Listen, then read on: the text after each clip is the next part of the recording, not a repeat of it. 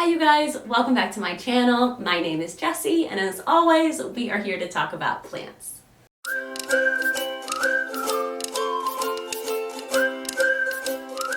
Today, I'm so excited to be filming this video because we are talking about honestly one of my favorite plants that I have in my collection, and one of the plants that I recommend to people the most, and that is a cebu blue pothos.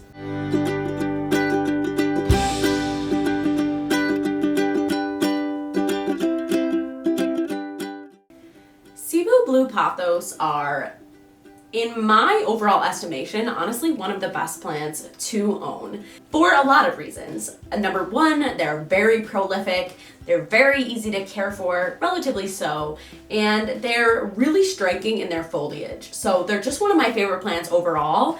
And so I really wanted to do a video talking about them today and just discussing all of the different care needs that they have, because I really recommend that people have them in their collection, and I honestly have just such a fond place in my heart for cebu blue. So without further ado, let's go ahead and get right into everything you need to know about cebu blue pothos. The cebu blue pothos is a little bit more rarer to find, or considered a bit of a rarer variety of pothos. You're not able to find them as easily as you are in like more common houseplant stores like Lowe's, Home Depot, where you can find golden pothos, jade pothos, things like that, even marble queen.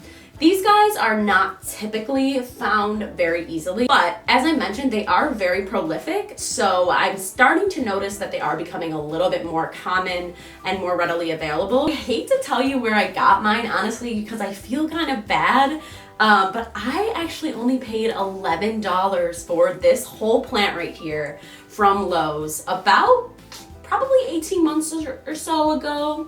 And I just got so lucky. At the time, I really did not know what it was. Even when I picked it out of the store, I just noticed the foliage and I was like, oh, that's a plant that I really like and I want to take home.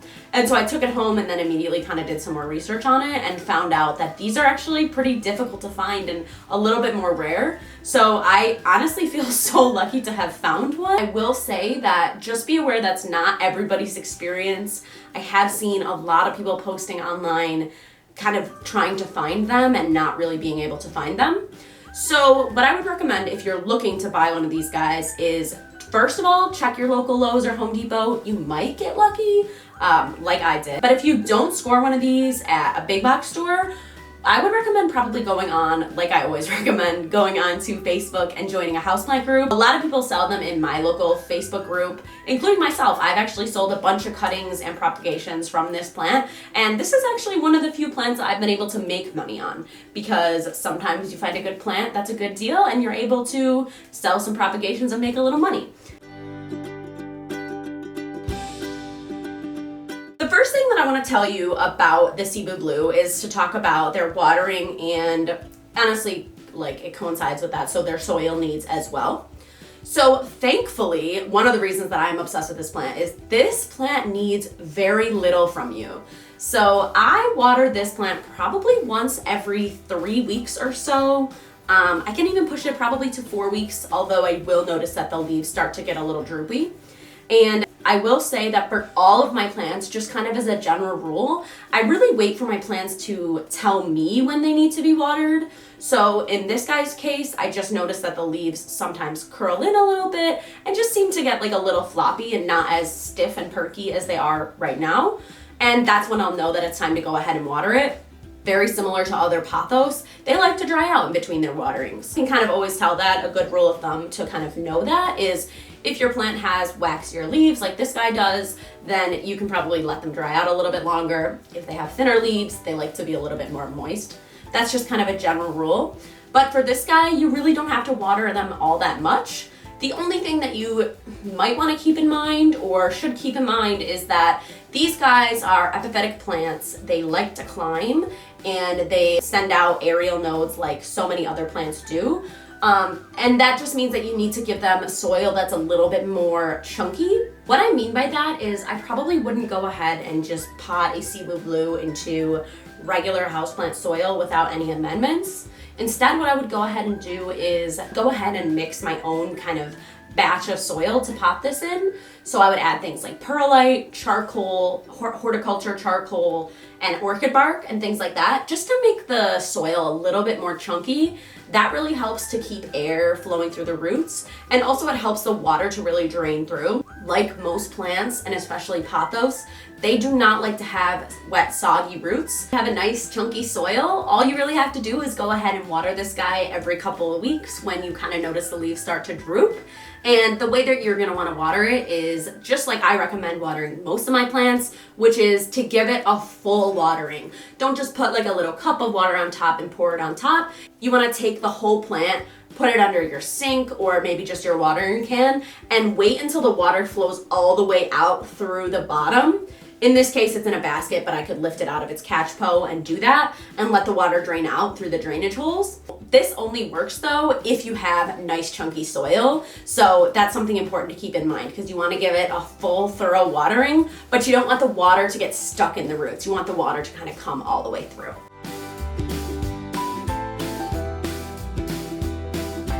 The next thing that we need to talk about with Cebu Blue is lighting, of course.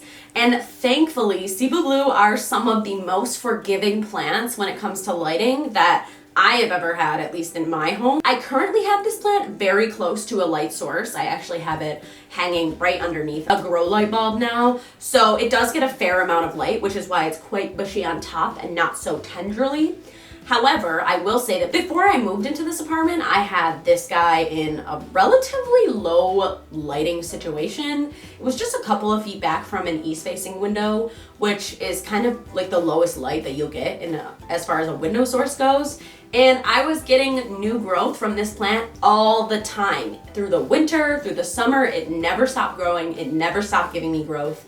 I was able to make probably at least 10 new plants from this plant from the time that I bought it 18 months ago, and it still has such a healthy and hardy amount of growth on it, given that I've taken so many propagations from it. So these guys really do pretty okay in low light. If you want them to give you more growth than they do, then you can increase the lighting a little bit. Like I said, in here, I have them really close to a grow light and he is thriving. Also, close proximity to light tends to, in my experience, kind of bring out the blue color, which gives them their name. These leaves kind of take on a bit more of like a turquoisey tint when they're exposed to a little bit more light, and they tend to go a little bit greener if they're in a little bit of a lower light situation. So it's kind of fun because you get to decide what kind of plant you want to grow in your home.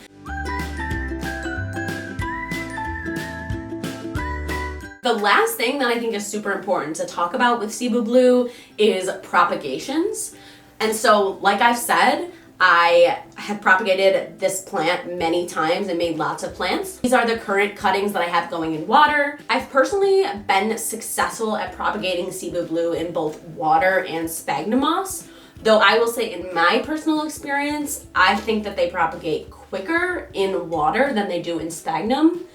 But then the argument with that is that maybe their roots are a little stronger or more adapted to soil when you propagate in sphagnum. I would say you kind of choose your preferred method of propagation, but I've never had a problem with water roots not really taking off. The key, if you propagate in water like I do, is to keep the soil moist for a couple of weeks or at least one full week after you plant them into soil. I was kind of under the impression a little bit that, keeping the soil moist after you pot them up was kind of like a myth or something that plant gurus just like told you to do. But I actually have noticed a huge difference when I do keep my recently propagated propagations a little bit more moist in the beginning. It just helps their roots to really acclimate from water to soil. So I would recommend probably watering your recent potted propagations at least once or twice a week, maybe even a little bit more, just to help get that acclimation going. But once your roots are acclimated to the soil, you can just go on to watering every couple of weeks like I do, and you should be successful. So these propagations I have going in here, you can see they're starting to get nice, strong, healthy roots. And I would say that these propagations haven't been in this jar probably any longer than 3 weeks or so.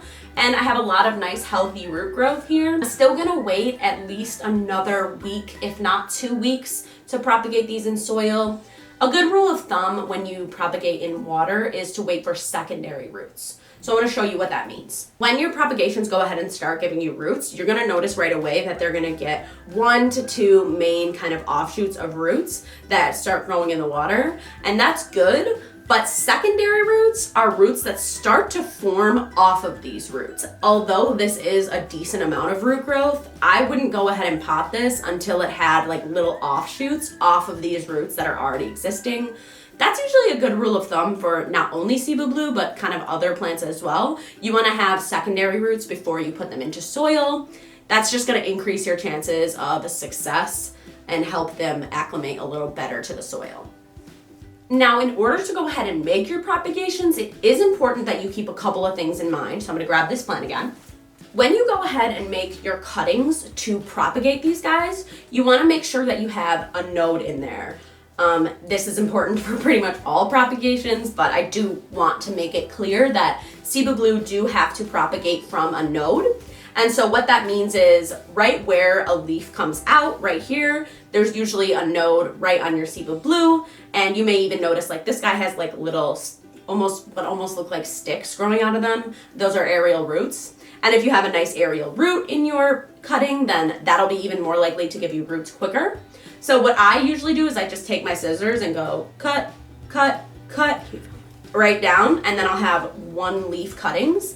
And because cebu blue grows so quickly that those 1 leaf cuttings grow into multiple leaves, even while they're propagating, they'll start to have new growth. So quite soon after making those cuttings, you'll be able to have like a fuller plant just from the propagations that you take from it. So that is all I can think of everything that you need to know about having a nice, healthy cebu blue and taking propagations. If you have any further questions about these guys, go ahead and leave them in the comments below. I'd be happy to let you guys know any more tips that I have, or if I can give you guys any more insight. Also in the comments below, if there's anything that you want to see from me video-wise, any concepts that you think are interesting or information that you're looking for, let me know in the comments, because I would love to make videos that people really want to see and not just videos that I think are cool. I really like to get your guys' input, so let me know in the comments below, and I hope you have a great rest of your day. I will see you in my next video. Bye, guys!